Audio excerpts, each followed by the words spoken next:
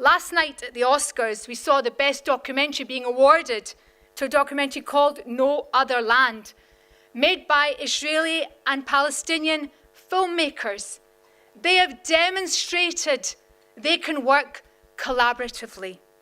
We can work collaboratively. If Hollywood can do it, then why can't there be collaboration elsewhere? What it does demonstrate, though, is that our leaders have failed us. Thank you very much indeed, Mark. And indeed, at this time of the evening, brevity carries a premium. And I wish to make friends as opposed to enemies by not taking too long to say, in great part, what has already been said and so eloquently by so many. But this has been an absolutely fascinating session with outstanding speakers of such great insight and experience. And I had the great pleasure of meeting with Yossi in North Macedonia in last October in a meeting facilitated by Mark Donfried of this institute alongside President Ivanov and of course the late Alex Salmond, who attended that meeting when we discussed the document in some detail, and we were due to meet the following day to discuss it in further detail with yourself, Yossi, but unfortunately it wasn't to be, and Alex has now left us. However, I'm delighted to see that we have a very strong Scottish contingent over the next few days. Myself and Humza on one side of the constitutional divide and Lord Jack McConnell on the other. However, as Humza has already pointed out, Scots are an ancient European nation, and we are hugely innovative and looking for solutions always with great ingenuity. And the goal of this initiative is to create advanced insights and forge new alliances, which is in fact the essence of this Institute of Cultural Diplomacy, and the work that this institute does is so important. And just if you look at the agenda from today and over the next 2 days, how many people have been brought together from so many countries to hear about obviously what the future of the economy is across the world and indeed about this initiative. It's all exceptionally important. Hibba, you referred to this initiative as a tool.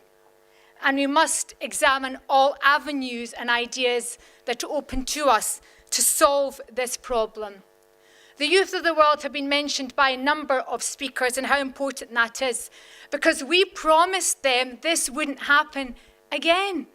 We taught in schools that this wouldn't happen again.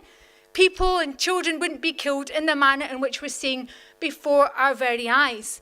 And the youth are asking us, why have we been unable to solve this issue? What is the answer to that question? They don't understand, and neither do we, why the ICC, the ICJ, and the UN General Assembly are being ignored rather. How do we make that make sense to them? I spoke recently at a forum in London on the importance of the United Nations and how countries must work collaboratively. Otherwise, we will end up with leaders working unilaterally to do deals as if this is all a business. In that way, madness lies, ladies and gentlemen. We need diplomacy and dialogue, not deals based on self-interest of the few. The United Nations, the European Union, the Council of Europe, they all matter. And I'm delighted, Hibba, that women are involved in this initiative, because women have and always will be the ones who are most disproportionately affected by conflict. The majority of those displaced are women. So many casualties are women. The reproductive health issues are shocking. Gender-based violence and economic hardship being felt by women. Women matter, and women need to be part of the discussion. And I'm so pleased, Hibba, that you are indeed leading the discussion. Last night at the Oscars, we saw the best documentary being awarded to a documentary called No Other Land, made by Israeli and Palestinian filmmakers. They have demonstrated they can work collaboratively. We can work collaboratively. If Hollywood can do it, then why can't there be collaboration elsewhere? What it does demonstrate, though, is that our leaders have failed us, and so others must be brave and bold. Now, the ICD is supported, as you'll see by the agenda and the speakers, by former parliamentarians, world leaders, and previous holders of the highest office. The benefit of that is, out with office. You're not borne down by the shackles of that office, and you have the opportunity to say things that those in office are maybe too afraid to say. So let us use this opportunity to be bold and brave as we discuss in more detail over the next couple of days what this initiative has to offer.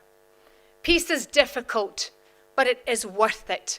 So let us make the effort to deliver that for Palestine and Israel. Thank you.